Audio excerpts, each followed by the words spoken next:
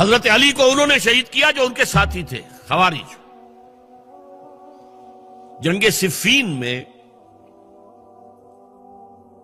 حضرت معاویہ کے کہنے سے عمرو بن العاص رضی اللہ تعالیٰ عنہ نے قرآن مجید جو ہے نیزے پر اٹھا لیا کہ لڑائی بند کرو، قرآن کو حکم بنا لو، جو قرآن فیصلہ کر دے وہ ہم بھی قبول کریں، تم بھی کرو۔ حضرت علی کا خیال یہ تھا رضی اللہ تعالیٰ عنہ یہ چال ہے،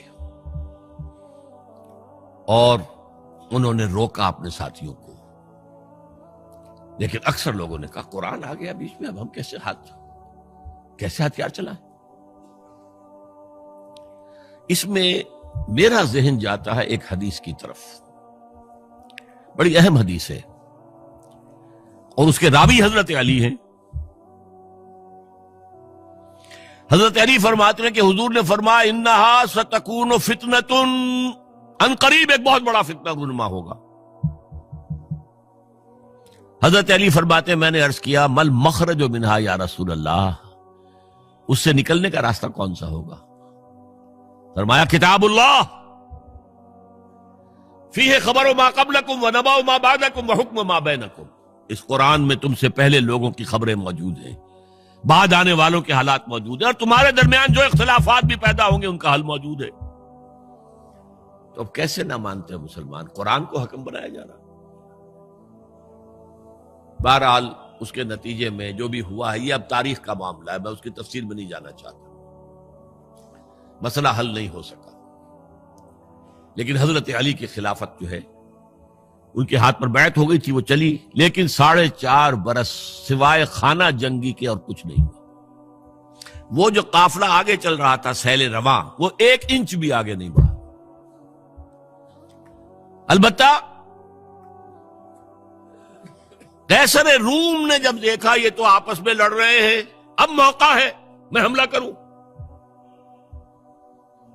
چونکہ وہاں قریب ترین تو حضرت امیر معاویہ بیٹھے ہوئے تھے نا، شام میں، شام سے ملحق تھا نا آگے قیصر۔ حضرت معاویہ نے خط لکھا، او رومی کتے، اگر تو نے دارالاسلام پر حملہ کرنے کی جرت کی تو سن لے کہ علی کی طرف سے لڑنے والوں میں سب سے پہلے معاویہ ہوگا تیرے خلاف، لہذا اس نے جرت نہیں کی۔